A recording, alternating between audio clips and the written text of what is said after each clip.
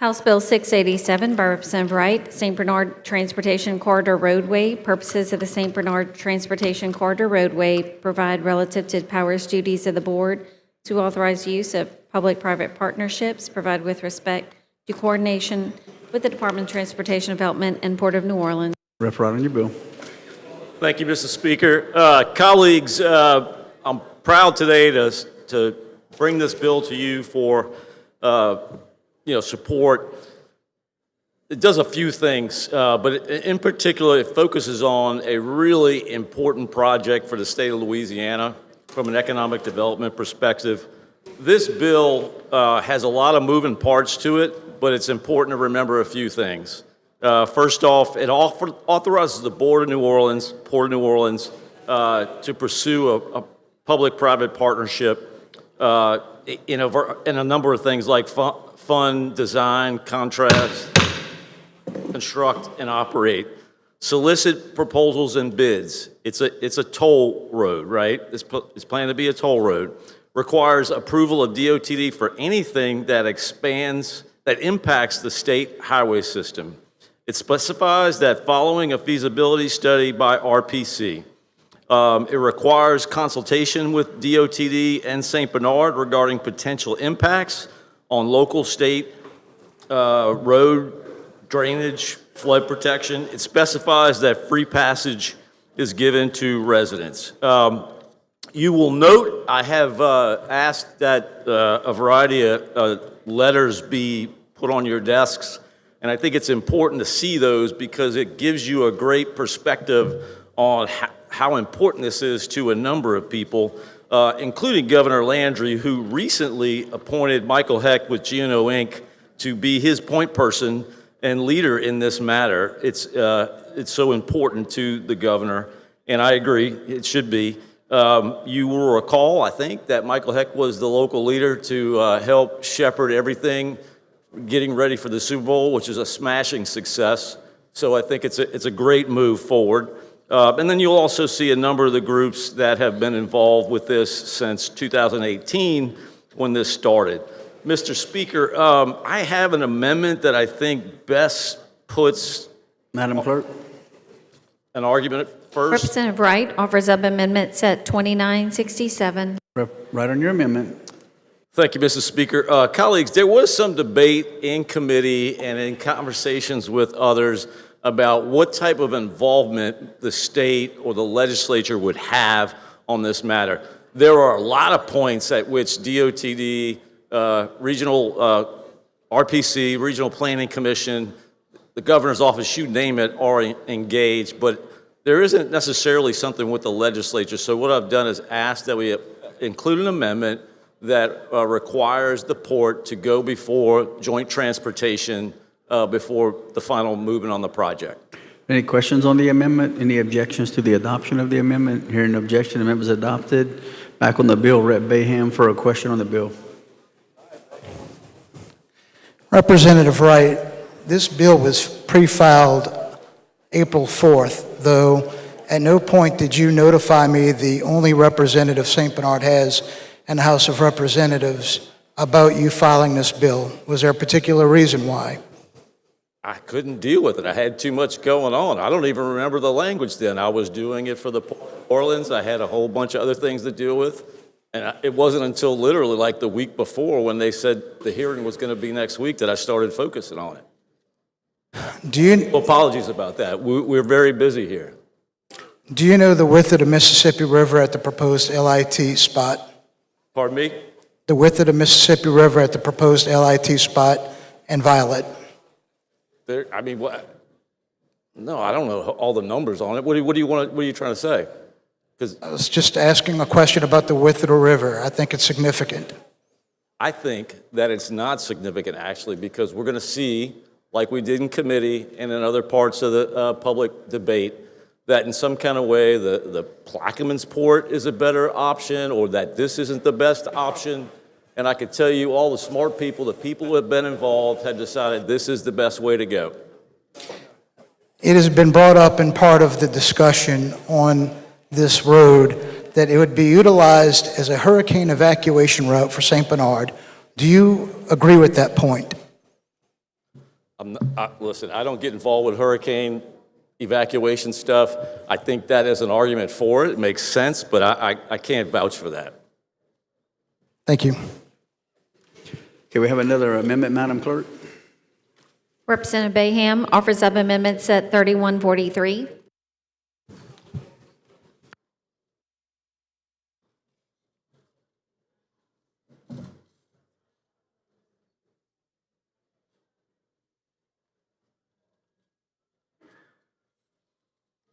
Rep. Bayham on your amendment.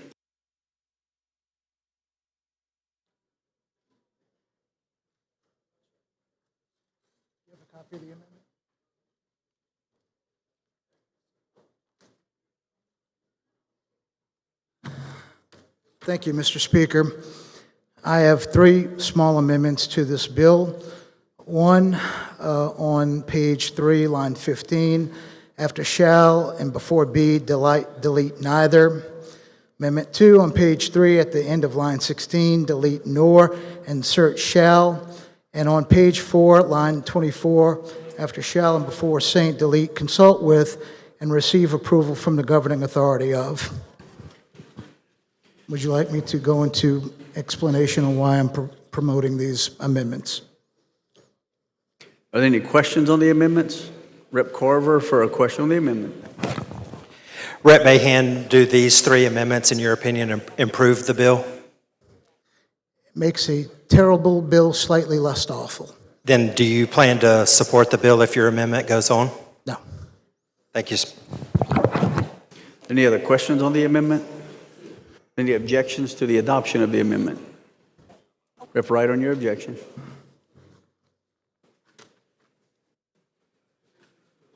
Listen, let me say this. I mean, I think Representative Bayham made it clear just now. He thinks it's a bad bill. He thinks it'll make it a little better. There's been a lot of work put in to make sure there's good communications and decision-making along this line. It's a long-term project. So certainly open to working on that, but not in this way. Thank you. Rep. Bayham, you have a right to close on your amendment.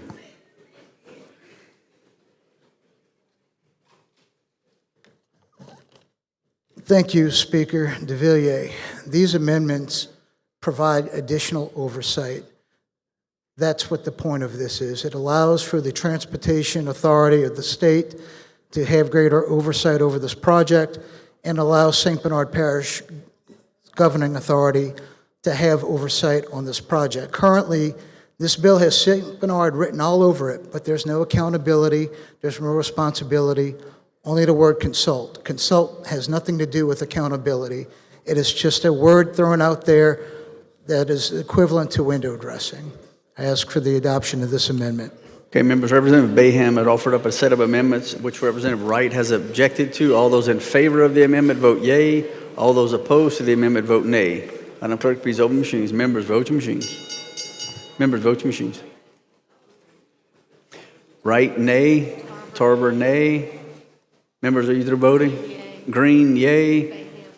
Bayham, yay. Members, Freiberg, nay. Schenover, nay. Members, are you through voting? The clerk will close the machine. We have 25 yeas, 62 nays, and the amendment fails. Bayham for the floor on the bill. Rep. Bro for the floor on the bill.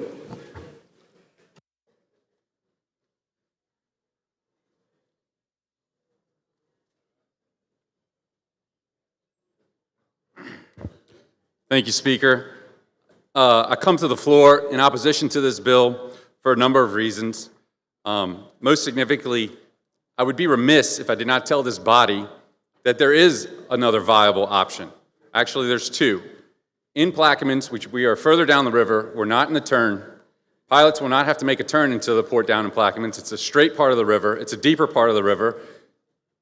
It's a better option. But the detail here is that that jurisdiction falls under the Port of Plaquemines.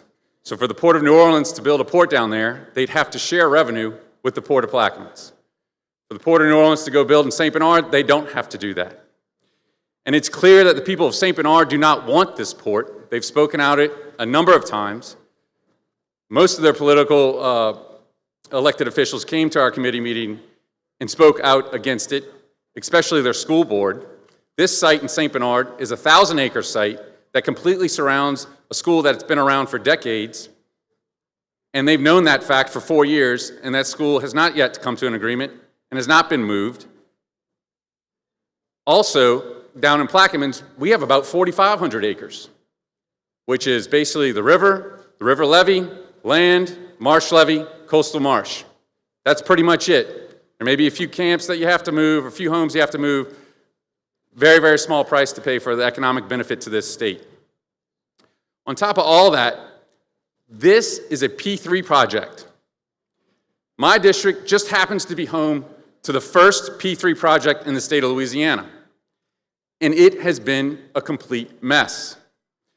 That bridge is basically an overpass over a 12-mile deep barge channel that cost $170 million, $66 million of which was provided by the private P3, of which they get a 30-year term, which by their own numbers, they'll make $750 million.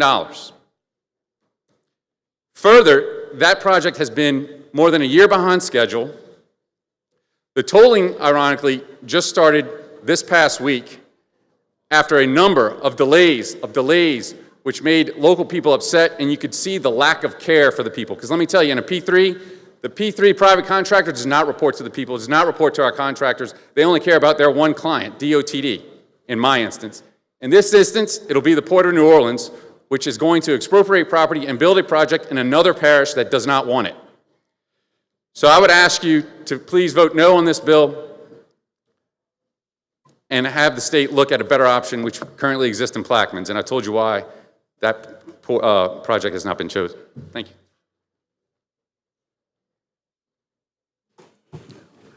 Rep. Robbie Carter for the floor on the bill.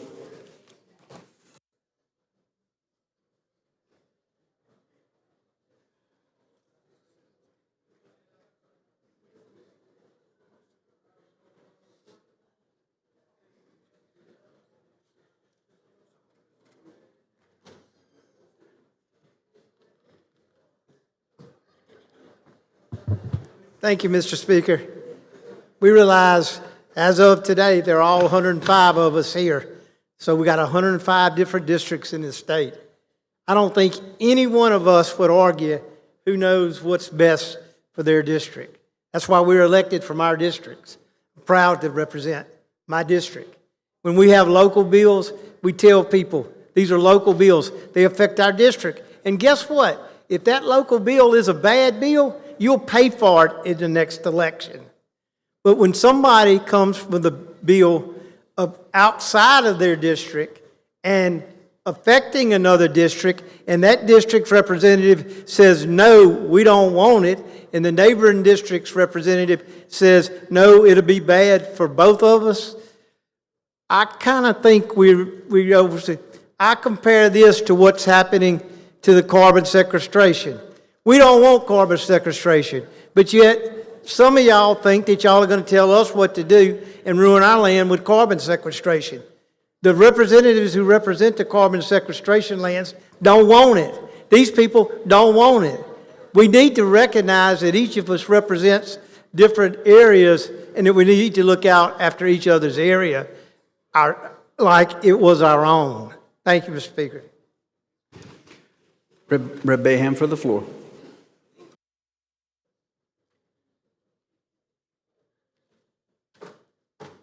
Thank you, Mr. Speaker. When I ran for state representative in 2023, I ran for two reasons. One, I wanted to be able to protect and advance the interests of my community. It's not a coincidence that District 103 is all within the boundaries of St. Bernard Parish. I pushed for that. Our parish had been split up between other parishes before in terms of our House voice. And of course, last year with our congressional reapportionment, we unfortunately got split for the first time in St. Bernard's history. The other reason why I decided to run was to create opportunity. Now, if this was something that I really believed would benefit the people of St. Bernard, I would be all for it. even at the risk of my own political detriment. I'm not here to be here for 12 years to get a committee chairmanship and call it a career. I'm here to advocate for my community, whether I only do it 1 term or 3. The people of this parish do not want this. Ask yourself, why don't they want it? Ask yourself, why was this presented to you the way it is? I'm the only voice St. Bernard has that's a resident of our parish in the legislature. Yet, someone from the other side of Lake Pontchartrain is carrying this bill. I didn't have a single conversation with the author of this bill, not one. Ask yourself, why did the Port of New Orleans not have a conversation with me? I was having conversations with them this year over other matters, but at no point did they ever mention that, oh, by the way, we're filing a bill to put a road in your community, whether you like it or not, that's going to put 1,500 trucks a day in our community. Now, why is there so much distrust between St. Bernard and the Port of New Orleans? We have a very bad history, unfortunately. I wish that wasn't the case. With the industrial canals construction at the beginning of the 20th century, our parish is literally severed from the rest of the city of New Orleans. We have 3 drawbridges that never seem to work. The month of December, all I was doing is posting to my constituents to let them know which bridge would be closed that day. You have to go over the Mississippi River Gulf Outlet in order to get to St. Bernard from New Orleans east. And I like to joke with people, there are only 4 ways into St. Bernard from New Orleans: boat, bridge, helicopter, and birth canal. Got to cross water at some point. So let's talk about the history. Any of y'all ever read the book Rising Tide? If you haven't, you really should. It is the most important book written about Louisiana in the last 100 years. It talks about the dynamics of the Mississippi River, how our state was literally made geologically, and the power brokers that have determined the fate of this state. Want to know why Huey Long's picture's all over this place and he has a statue? The Great Flood in 1927, of which we're about to have the 100th anniversary in 2 years. There was a decision made in 1927, during the Good Friday rainstorms across the country, to dynamite the rivers, the Levee River, on the border of Plaquemine and St. Bernard. And bear with me one moment.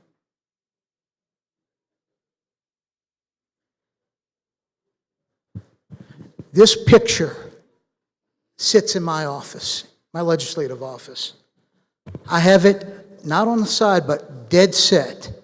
Whenever I look at my front door, that picture's right by the door. I never want to forget how my parish has been treated by the power brokers of this state in the city of New Orleans over the years. They sacrificed my community in Plaquemine's parish in 1927. Guess what they got in reparations for that? $284.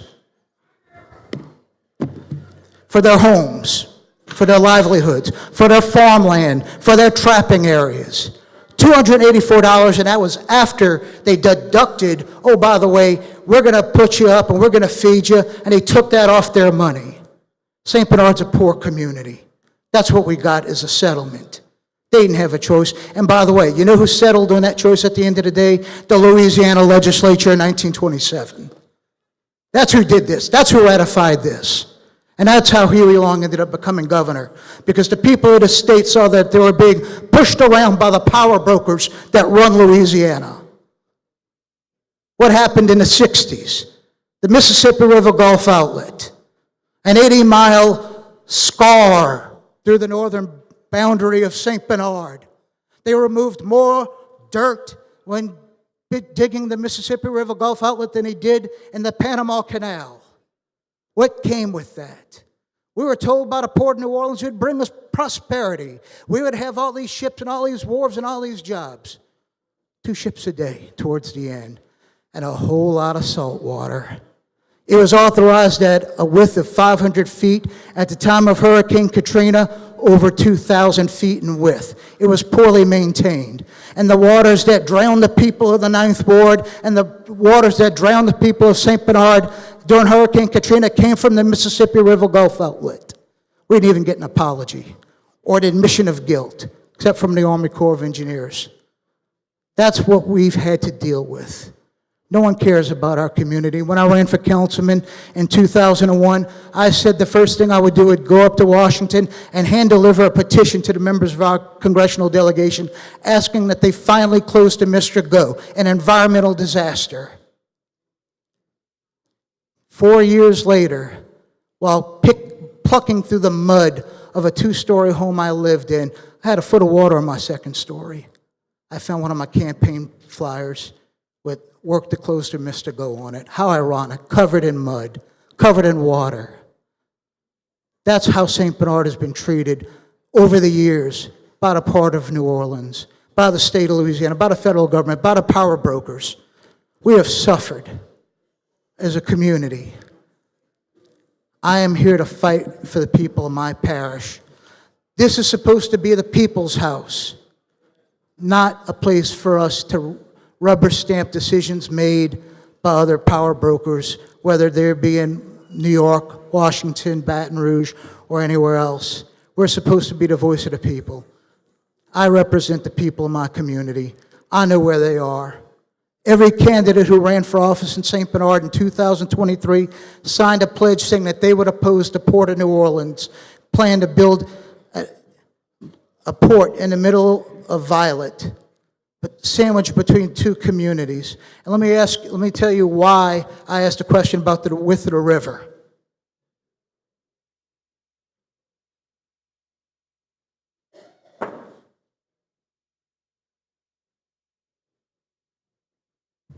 That's what a Pan-Max ship looks like. That's the kind of ship that's going to be coming 70 miles upriver. Imagine if that lost control during a high water mark. We all know that we had barges breaking loose in the river.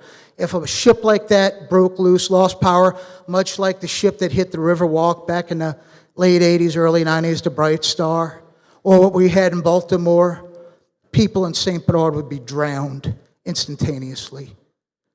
It took months for the people of St. Bernard to get back to their homes after they blew the levees in 1927. This will kill people to send a ship that size that far up the river. I ask that you please help us stop the Port of New Orleans. I wish this would bring the opportunity that they say it will. It won't. The hurricane evacuation route is a fairy tale. All it's going to do is move those 18-wheelers not directly to I-10, but to a state highway. It's just moving the bottleneck around. No one in St. Bernard would use that bridge or that road they're talking about building. We're fine. If you want to fix things for the people of St. Bernard when it comes to a hurricane evacuation, fix the bridges in Representative Hughes' district on Highway 90 and Representative Baralt's district on Highway 90. Currently, they're out, forcing everyone onto the interstate, taking away a key evacuation route for us. Ladies and gentlemen, I know there's been a lot of pressure on this bill, but just remember this. No one ever has to be pressured to do the right thing. Thank you. Rep. Wright, you have a right to close on the bill.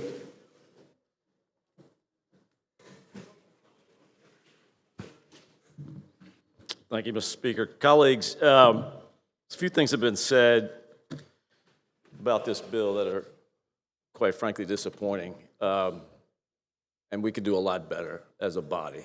So let's just start with this.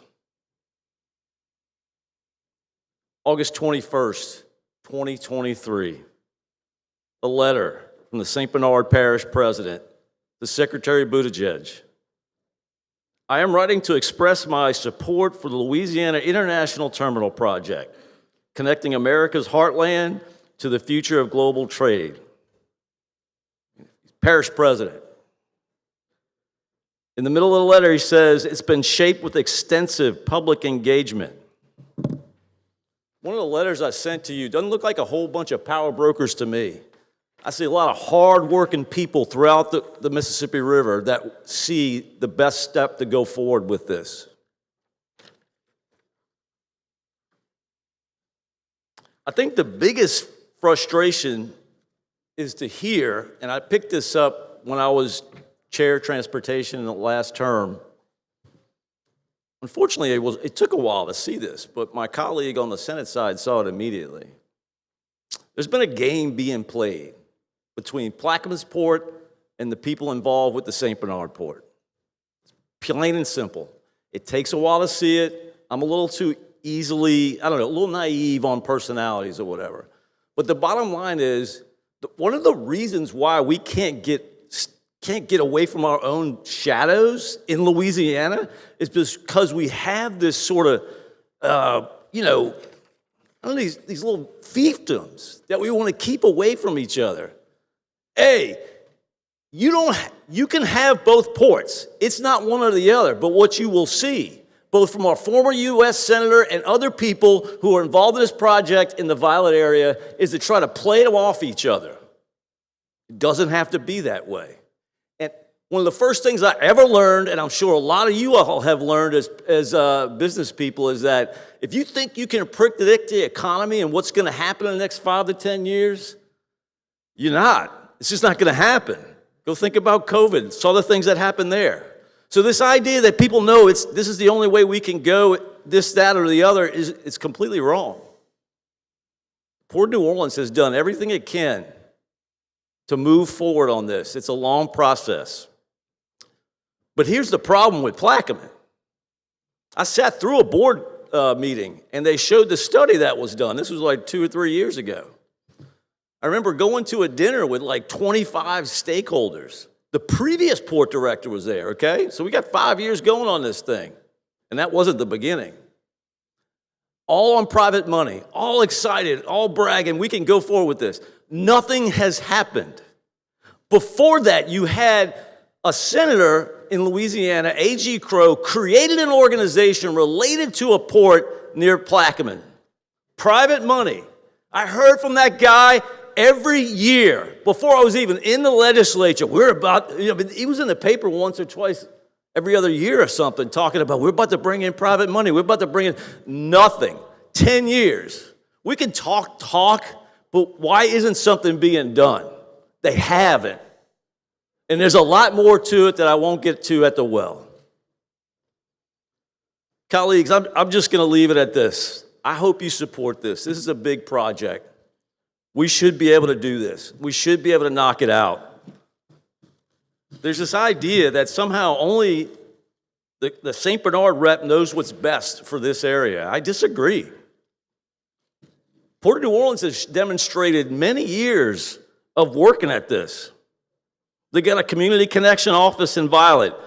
Over 1,400 community members have been involved. 2 community advisory committees. 36 plus stakeholder meetings, plenty of other things that will continue to come. The bottom line is we've got to fight about this, and there's no one clear opinion on it. I have no doubt once information comes and people start to see the reality of it, it's going to be embraced. We'll have to see. I hope you will vote positive for this. We should move forward. We've got a lot of unity in the business community that wants to move forward on this. We don't see that a lot in Louisiana. We've seen it in the last year or so. Governor Landry's economic development efforts have been big. So please encourage you to support this so we can move forward and see where this goes. Thank you. President Wright moves final pass of the bill. Many of you favor vote yea. Those opposed vote nay. Madam Clerk, please open machines. Members, vote your machines. Members, vote your machines. Members, vote your machines. Chenevert, yea. Members, are you voting? Members, are you through voting? The clerk will close the machine. We have 75 yeas, 21 nays, and the bill finally passes. Rep. Wright moves to adopt title. Lay the motion on the table without objection, so order. Madam Clerk, please open the machine for co-authors. Members, vote your machine for co-authors. Members, are you through voting? The clerk will close the machine. We have 3 co-authors.